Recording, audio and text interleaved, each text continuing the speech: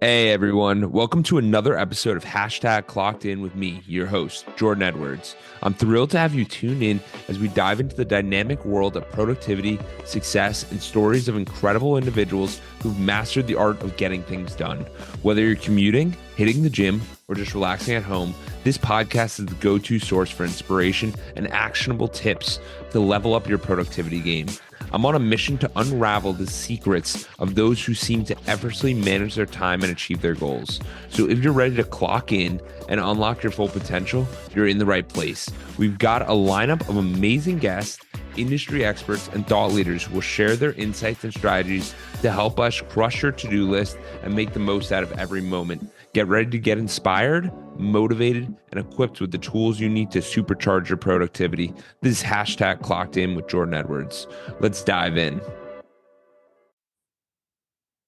Hey, what's going on, guys? I got a special guest here today. We have Dudley Duncan. He's been a swim coach for north of 50 plus years, and he also decided to go from coach to business owner by building his own swimming facility where he was helping kids in the club swimming space. So, Dudley, how are you doing today? And how did you even get into coaching swimming? It seems like such a niche area. How'd you get involved in that? Yeah. Well, first, I'm doing great. Thanks for asking. And secondly, it was pretty random, actually, and by happenstance that I got into swim coaching. I knew from a pretty young age that I wanted to coach in athletics, and my favorite sport for participation through high school was wrestling. But I did swim through high school in the summers and during the high school swimming season, my last couple of years of high school. And so um, I actually got drafted into the service in 1968 Oh, and wow. went to Panama and got moved from Panama to the state, back to the States, and they changed my career field from radio operations to security police. So I was investigating a vandalism at a colonel's house, and he happened to tell me about his five kids who were swimmers on the Fort Bragg Aqua Dragons. And he mentioned along the way that they needed an assistant coach, and I quickly raised my hand and I said, I can do that because I had swum and coached one summer before going in the service. Which is incredible because when you think about it, a lot of the time many opportunities come up like that, where it's like, I'm looking for a house cleaner, or I'm looking for someone to help out with the family, or I'm looking for someone to swim coach or basketball coach or do anything. And I just want to bring this up for the audience. Those become opportunities. Once you know about that, that becomes an opportunity and you can capitalize on that like Dudley did. Or you can just go, oh, I'm doing something I don't love, like blah, blah, blah. Or you could start seeing opportunities. So I want this to be a great visual for people so that they understand that opportunity is always knocking, which is awesome. Yeah. So I ended up spending my whole last year in the Air Force coaching swimming. I didn't have a boss. I didn't live on the base, nothing. I was coaching swimming with for kids. And those kids were kids of Green Berets and, airborne troops and stuff like that. So they're really tough kids and did everything you asked. They're very disciplined. So and then I went to college and went into physical education with the hopes of being a coach. And when I did the student teaching, I didn't like teaching in the school. And I was already coaching swimming too, all along through my college years. So I just kept doing it. Yeah, I love that because there's so much of us nowadays where it's like, I'm not going to work until I have my college degree, or I might try working in something. And literally, the past two podcasts I've had, this one and the one before, they're like, yeah, I was already doing the job I wanted while I was in college. Like, because it's true. You gotta, if you enjoy something, just start doing it and getting the reps because it will help you so much more based on the other things, which I think is awesome. Yeah, agreed. That's how it happened for me. and I just made a life of it. Absolutely. So for you, where did swimming, how did that journey look for you? Like in the beginning when you were graduating college, was swimming like the direction? Was there other avenues? Were you looking at other things, or it was just I'm going all in on this? Because for me, it's very interesting for people to have such a focused area for so long. Because for my generation, I feel like people are constantly jumping, switching jobs, doing this, doing that, and it's like a lot of the other people, a little bit of the older generation, it's been like, hey, I was in the same fields for 40 years, like 50 years. That's a long time. So what kept you motivated and what kind of got you started in it? So these happenstances just kept happening. So I go back to college after the service and start on this physical education degree. And I was in a swimming class, of course, had to take it.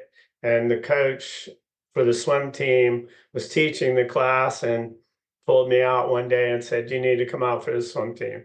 So I go, okay. So I go out for the swim team, and he just finished coaching that year, and another girl took over who was Hall of Fame swimmer at Old Dominion. And so she's watching us swim and that. And she knew I was a little bit older because I'd been in the service, and asked me if I'd help her to start a team at the college there. And so I go, okay. So helped her do that. And the next year she left and she went Oh to my God. California.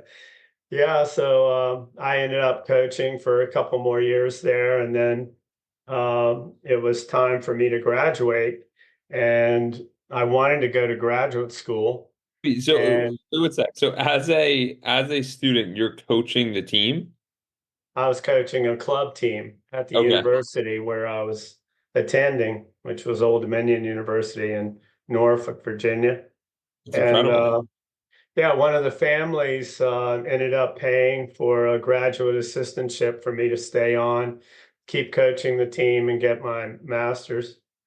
And so that worked out. I did that. And then I applied for the job for coaching the collegiate team at Old Dominion, which I did not get. And I had applied for another job too, which I did not get. So I had a couple of swimmers that had qualified for junior nationals, and they were in Gainesville, Florida. So I drive down there, and I have a bag of resumes that I handed out on the deck to see if I could find a job. And I got hired by the 1972 Olympic coach at Indian River Community College. He wanted to start up a program in Vero Beach, Florida, Oh wow. that was very close to the school. So I took that job. I worked there for 10 months, enjoyed Vero Beach very much. And 10 months later, the guy that this club team hired instead of me, they fired him. So they called me and asked me if I would be interested in coming back to Virginia. And I go, yeah, okay. How So how was how was the Olympic working for the Olympic coach? Like amazing. standards, values, how was that? What was the biggest takeaway there? A huge role model, just huge. I mean, he really established a consciousness for me for elevating performance to the highest levels. And so to be honest with you, if not for him, I don't even know if I would have ever developed that, but by the time I left 10 months after he hired me, I was already thinking, about kids reaching the national, international level swimming.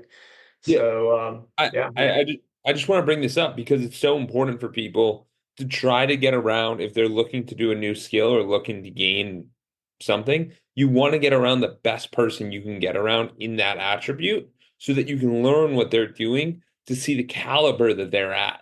Because it will completely change your baseline when you sit there and go, wow, that was different. Like that, like because we all want to do this self-imposed, like, oh, we can make each other better, we can do our own thing. But like when you're really around someone who has a higher standard, you can feel it and it changes you and your mind expands on that. That's a great insight, really. And he was that. His name was Jim Montrella. And originally he was from Lakewood. He coached at Lakewood, California, had a great club program there and, became an Olympic team coach. And so just listening and interacting with him about his thoughts on things really elevated me to a new level. It's so early in your career, it's just a blessing. Mhm. And then, so you go back to Virginia. What happens there with this club coaching? So when I interviewed for the job, after they fired that guy, there were only 12 kids swimming there that summer. But the club was running a bingo game, and so they could pay me more than I was getting paid out of that. So I decided to go back, and in the fall, 75 swimmers came out, and they were pretty good swimmers, really. They were decent swimmers at a state level. And we began to move them along from there. We took second at the YMCA Nationals in Oh, wow. 1983, I think. And then our women took third at the USA Swimming Short Course Nationals a few years after that. So kids were developing. And then in 1988, which was a couple of years after uh, no, the year before, actually, we took that third at nationals. We had, I think, around 8 or 9 kids at Olympic trials, and we Oh, had wow. one girl make the Olympic team in 1988. That's Whitney incredible. Hudspeth was her name. That's incredible. And what's the major difference coaching something like club swimming opposed to like lacrosse, football, basketball, baseball, like any other sport? Like what makes club swimming so unique? Mm. Glad you asked that. That's one of the reasons that drove me to write the book, because club swimming is very different. It's number one, it's year round.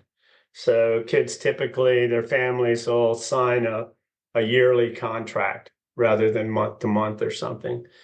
And the second thing is you have kids that you're working with usually for about a decade of time, 8 years old, roughly, maybe a little bit before, until they graduate at 18. So you're working with those kids through a lot of stages of normal human growth and development. And so that's very unique. I mean, you might be working with a kid when they're 10 years old and they're a totally different kid when they're 14, you I can know. only imagine. So those are part of the deal there. And then the competitions are usually about 2.5 to 3 days on a monthly basis Oh, of wow. competition. Use oftentimes preliminaries and finals. And the kids are swimming varieties of events. So you might be swimming one day a 50 freestyle and the next day a mile. You might be swimming, 400 IM, 200 IM, What's 200 I am? free, individual medley. So that's a combination of all 4 strokes in one event. Oh, wow. Um, yeah. So, I mean, they're doing a lot of things. They say that aerobic development is best developed with kids between the ages of about 14 and 17. So you're dealing with that. So all those things put together get wrapped up in this debate that happens in US swimming and probably all over the world. How much do you do? Do you focus on speed? Do you focus on endurance? Do you choose certain events that you want to um, train and so on? So you develop a philosophy based on what you want to do in that regard. And then finally is the business area. So normally the clubs are run by parents of swimmers who are on a board of directors. Typically, the board of directors will have an odd number of directors between 7 and 13. Okay. Uh, and they control the club. They really raise the money and set it, Set the help the standard. coach. Yeah. But in the end, they really control everything. So that's good. And they are really well-meaning and a hard-working group of people typically, but they're not professional at the sport. Well, I mean, also if you consider changing out 13 different opinions, and then as the kids age out, then they're like, I don't care about this. Like, you know what I'm saying? Because part of it's probably their children that they want to see do well and raise the funds for that. I mean, they might just really enjoy the swimming culture, but it becomes very interesting where it's like, who's incentivized for each of these activities? So as a coach, you think one of the biggest friction points is these two concepts of what's the best use of our time and do you own the operations that you're in? Yeah. Typically, they'll also have a limited term. So Oh, okay. they're going out, every 1, 2, or 3 years. Yeah. That has the potential to change over philosophy in the program because they're in control. So, yeah, ultimately, I came to a point where I had an opportunity to buy my own pool property and develop a business, a private business on my own. So I was able to do that. And one of the things that I wanted to share with coaches is that it is possible to do that. Most of the time, coaches go, if I had my own pool, I could do this a lot better, Yeah. and they all go, but I can't buy a pool. It's too expensive, or they don't know how to do it and But whatever. So but one of the those emphasis in the books is to help them with that. yeah, absolutely. And that's one of the biggest flaws that people have with mindset. And it's not just swimming coaches or anybody, it's everybody. We all have limitations on going, that's too expensive. Well, if someone's done it before, then we can do it as well. And Dudley here is just being an example of, hey, I was a swim coach. I ended up buying my own facility, and this is how I did it. And he shares that in the book, which is called The Art of Swimming and the Game of Racing. And I just say all this because it's important for us not to be limited by what we believe to be possible. So, like, if someone's done it before, we can do it too. And I felt those same constraints with the podcast, where I'm like, who am I to start a podcast? Why can I start a podcast? And it was like, just start and then lift your head up and see how you did. As long as you keep a weekly cadence, see what happens. And Yeah. it's putting yourself out there for the opportunities. So what was really the biggest point where you woke up, like kind of like saw, I need to have my own pool, and now I'm going to start looking for this? I was 56 years old when I bought the pool. Uh, and I, I was still, I mean, I was buying the pool, but I was also buying a team, if you will, that came along with the pool. So, and in the beginning, I was by myself. So, I didn't really have a staff, or I didn't have anybody to depend on. So I really needed to depend on myself. And um, that worked out really good, I think, because the money part, I simply took over a mortgage of on a on a loan that was $225,000, and I didn't have to put any money down because I assumed the mortgage. That's what And it, why would the seller do that for you? Because right now is the part of the podcast where we're kind of transitioning because me and Dudley had an intro call and I go, you want to be a swim coach and you are a swim coach, but like this is real estate that we're talking right now. So it's how he got into business and kind of did the real estate plays that you'll see there's two or three of them that really like propelled everything for his main goal. So it's very important to expand your horizons and see what is possible. So how did you even get an assumable loan? so I had started another business too, which was a pool management business Okay. where the company would take these pools that open for the summer, hire all the lifeguards and train them and operate the pool over the summer. So I was familiar with the market of those pools.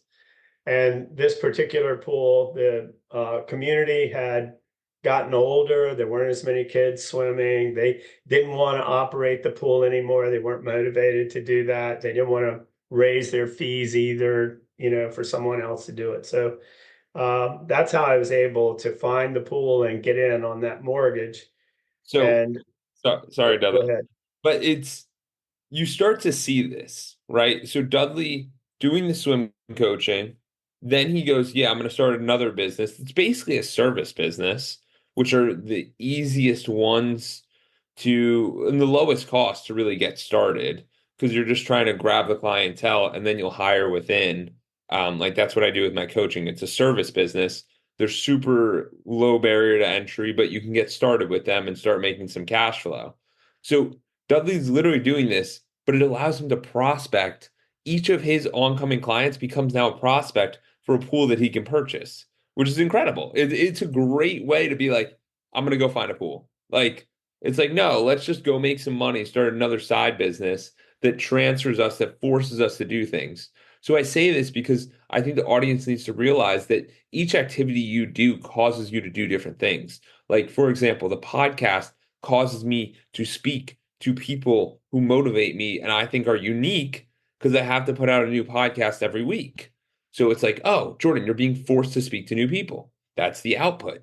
You want to figure out the output and work backwards and make it your input because when you're able to do that, then you live a very optimal life. Because for me, I wanted to meet really cool people.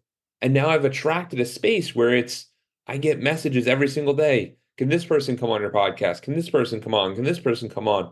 And it allows me to meet. It's this container that allows me to meet all these really amazing people. And everybody can do this. You just have to work backwards to figure out how you're going to do it. It sounds like a lot of fun, actually. It's a good time. Yeah. Well, if you think about it, $225,000 at the time was about what an average home would cost, Yeah. for a middle class person trying to buy a 3-bedroom ranch or whatever. And I thought, golly day, man, if I'd have done this when I was 30 years old, I bought my first house when I was 30, pretty close to 30, and it was $50,000 for that house. So I could have gotten in on my own, even at the age of 30 for, just that small amount of money. And And the I could have swimming controlled part. my destiny. Yeah, because what was it? Run me through what was your mindset 30s, 40s, 50s as you're doing? Were you having friction which was going on that caused you to kind of look for this pool opportunity, or was it just like what was it? Because most people at your point at 56 are like, I'm retiring, man. Like, I'm gonna throw in the flag. It's only 10 more years. Who cares? But you were like, no, I'm going for it. It's kind of like the KFC guy starting at 65. Like, it's a cool story. I was sort of starting over actually in my mind. I I guess another side story is that I had sat in a meeting of coaches of various sports that were in the Richmond, Virginia area. And we were in that meeting because there was a business, I guess, called the Richmond Sports Backers. And they collected all of the coaches around the area, or a handful of them, and asked them, what do you really need? And all of us needed the same thing, facility. We wanted to Yeah. get a better facility, and I thought, this is crazy, man, for all of us to try to build these things separately. We should do it together and maybe do it on a complex. And then I started thinking we could almost develop an Olympic training center locally. Yeah. And so I started working on that. I formed a nonprofit 501(c)(3) myself and started working on it. And that ended up being a conflict. In about 4 or 5 years, the board of directors, the president was talking to a guy who was president of a community college and decided that that was an avenue to pursue for a facility. So in the end, that didn't work out. I wasn't really willing to give up what I was working on, but they didn't want me to do that either. So they voted on a resolution saying that nobody could work on another project while they were talking to this community college president. So I resigned. And then I worked in the pool management business that I had started for a couple of years. And then I bought my own, so yeah, I was still pretty motivated. I was healthy at that time and really wanted to do this. So Yeah, yeah, no, I just think it's so cool because most people we we view these things as setbacks and they usually bring us down. But when you view it as like, hey, this is motivation, my time's opening up, I get to see these things a little bit better, I can actually think clearly, it becomes a real opportunity. And I think that's pretty amazing.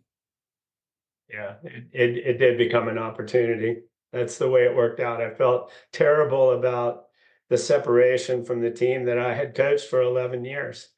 Of And course. in fact, I had coached it really in a way for 22 years because we merged two teams to form that one. So yeah, a long time, a lot of relationship and everything. I felt really bad about it. And then yeah, just about the time I was sort of beginning to think, day to day about different things, then this other opportunity pops up and I go, I'm in. Yeah. There we go. No, absolutely. I mean, there's only so many times where you really see something and can take advantage of it. So I think it's awesome. And I want to, I bring this up a lot, but it's the Steve Jobs quote where we can't connect the dots looking forward. We can only hope that they connect looking back. So it's all of these little things we did where you worked on the facility idea for a few months to the pool management to where it all had the culmination of like, hey, we're actually going to buy our own pool and start this team and do this thing that it all made sense because you had all the prior pieces and you were able to put them together, which I think is awesome. Pieces and the motivation, I would say. Motivation. Absolutely. So what was it like once pool ownership happened? Like, did everything change for you or what was that experience like? It didn't really change from a coaching standpoint. I began to develop a little bit as a business owner more. That other business I started, I had a partner and he worked the business and I just provided some money. So this one actually, I not only had to learn to operate the business, I really, I had to operate the facility, cut the grass, weed, clean the bathrooms, everything. So Uh, people don't really realize that when you start any business, there's always three roles. It's the employee, the manager, and the owner. And the funny thing is when you're a small business, you're all three of them, but you do different tasks that imply different things. So like an owner decision would be, hey, let's assume the loan. Like I think that's a good move. A manager activity might be checking that the bathrooms are cleaned or that the pool is functioning. And then an employee is actually going and teaching those different tasks. And like I said, it's tough in the beginning for any small business because you're everything. yeah. Yeah. And the big one is once you hire somebody to help you, the next thing you know, you got to make payroll every month. And that was really hard to do from a cash flow standpoint for a number of years, but you're always able to find a way to do it somehow, just What was that pressure like? Because did you think to yourself like, why am I doing this at some points? Like what kept you going? Because I feel like the challenge is there and it's a different dynamic. no, I didn't ever think about not doing it, Okay. oddly. Yeah, no matter what I was doing. Sometimes I would be really tired, and think, God, if I could just sleep for a little bit, I think I could catch up. But in the end, never had any thought but making it, and Yeah. I did whatever it took to make it month to month. And I was so in the moment all the time in those early years. And then eventually it started to grow. And so the zoning was really important in making it happen. And I didn't rezone it until about 17 or 18 years into the business, but it was zoned residential because it was a homeowners association and Okay. it was valued in that zoning. The appraised value was I think $468,000 in 2017 or something like that. And I had it rezoned because I wanted to build a teaching pool on the campus on the property. Yeah. And I didn't have enough money to do it with that zoning. So somebody advised me to rezone it. So I had it rezoned, and it was rezoned commercial. Well, the appraised value after the rezoning was 2.62 million. Oh my God. Yeah. Over 2.2 million more. And people don't realize these little things that are like, yeah, someone tossed me a tip that I should rezone. If you don't go out of your comfort zone and you don't go telling people, hey, this is my dream. I want to be doing this. I want to be having a teaching pool. How can I do this? Then no one ever gives you that idea. And think about what if someone asked you to rezone 10 years earlier? It would have been like, whoa, like we can really get flow in here. And it's these little things where we get so focused on what we're doing day to day that it's hard for us to lift our heads up and look at the big picture. Yeah. Yeah, that's exactly what happened. I was so busy day to day. I didn't have time to bring it to my consciousness, and then finally, when I was just committed to building this teaching pool, which was going to cost 1.7 mil. Oh, wow. Yeah. So I just go, I've got to resign and see what happens from it. And what happened from it was wonderful, actually. So now we have a teaching pool. The lesson program, Learn to Swim, is making a lot more money, Oh, wow. and cash flow is good. So, the guys that are running it now have a really good business to run. And people don't that's another good point you brought up, Dudley, is that the business dynamic, sometimes it takes a certain amount of customers to really create the cash flow where it makes sense. Because there's only so many employees and there's only so many things, but you have to get economies of scale where it starts to make sense. And like Dudley was saying, sometimes it takes two pools. Sometimes it takes a huge investment. Sometimes it takes all these things to get the business flowing, which I think is absolutely incredible. And it's amazing that like, did you feel like you had any changes in your life? Because I feel like your risk tolerance. So Dudley, for you, when you think about risk, how did you think about risk in your 30s, 40s, 20s? And then because it seems like when you were in your 50s, you actually made the move. So what was it that really changed? I know we talked about the change up in the work environment and those kind of things, but were you always thinking I want to own my own pool? Was this always a thought of yours? Definitely was always a thought. Like I mentioned earlier, many coaches had said this to me before, that if they own their own facility, they could do the job better. And I felt that way as well. Not that I had any hardship with any board members up until that point. I didn't. They were all good and they were all part of the solution most of the time. So, yeah, but with risk itself, I haven't been afraid of that uh, as I've lived through life, I guess.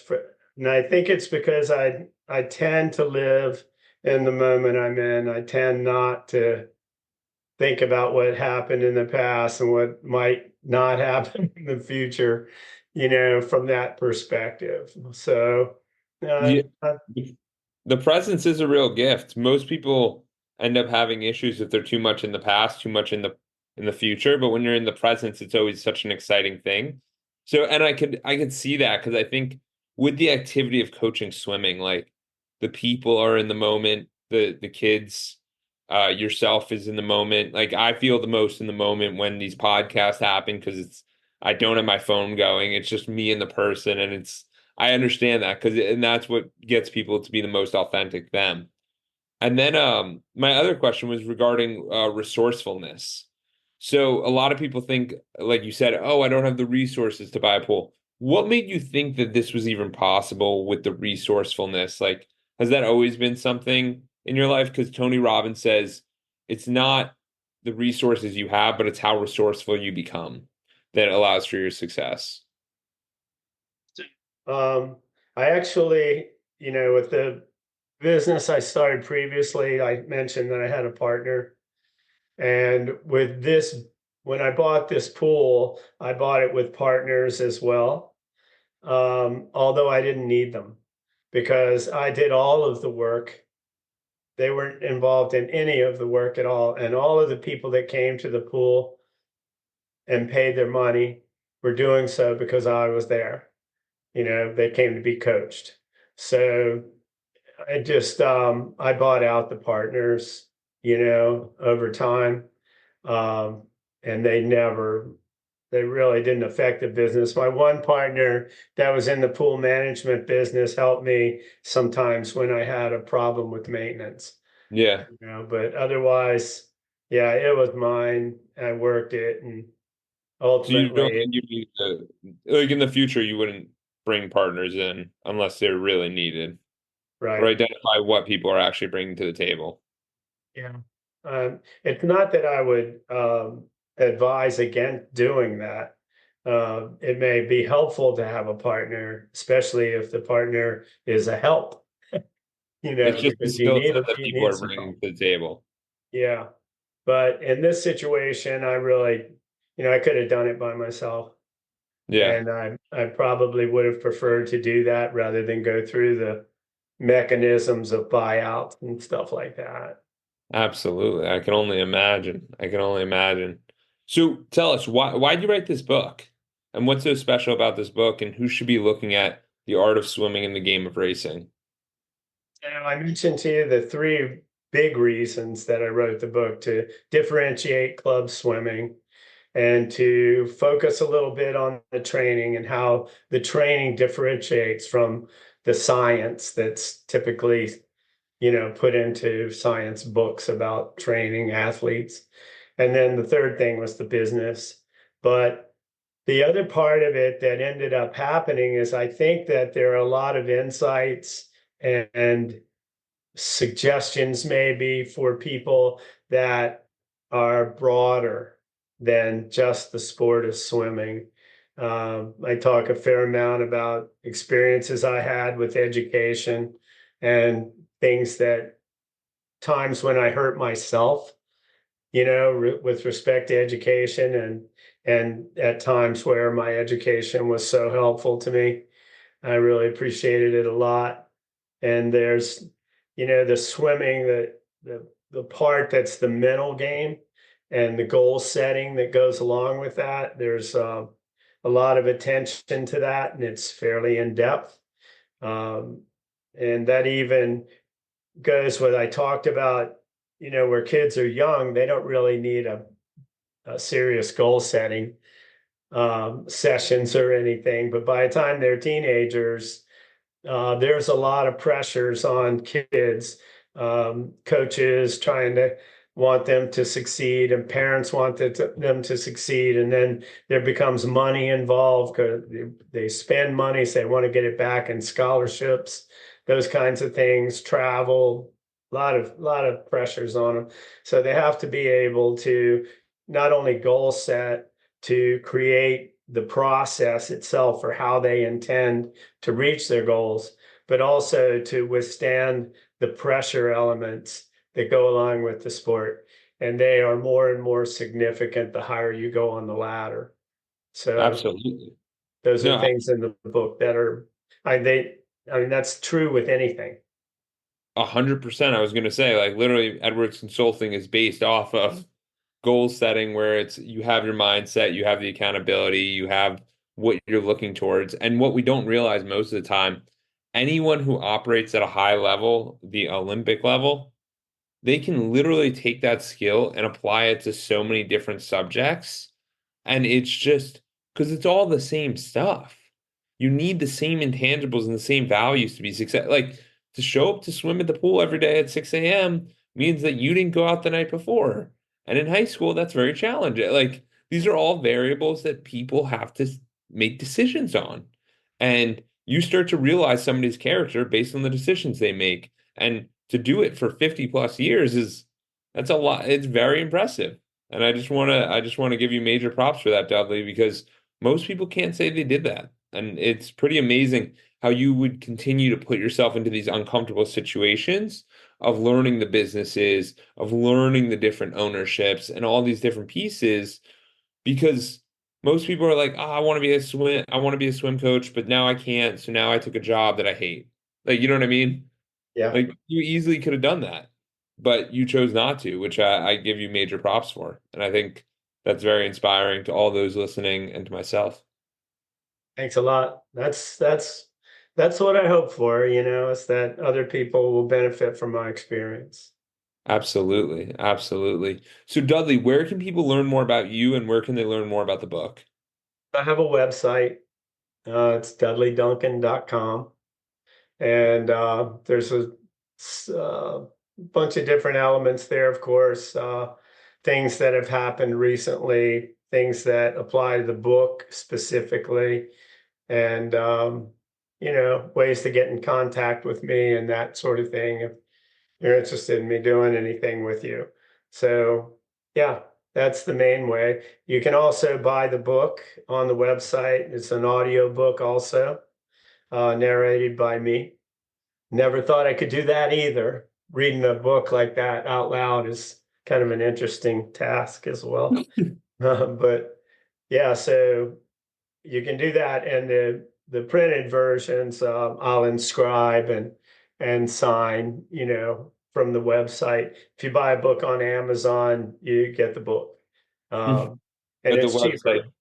the website gives the personal touch. I think that's absolutely incredible. I'm going to put all that in the show notes. And I just appreciate your time and your wisdom. I think this was pretty awesome. Thank you, and I appreciate you being patient with my dog. Thank you for reaching the end of the podcast. For that, we'll give you a complimentary coaching session in the link below with Edwards Consulting. Hope to see you there and have a great day and keep clocking in.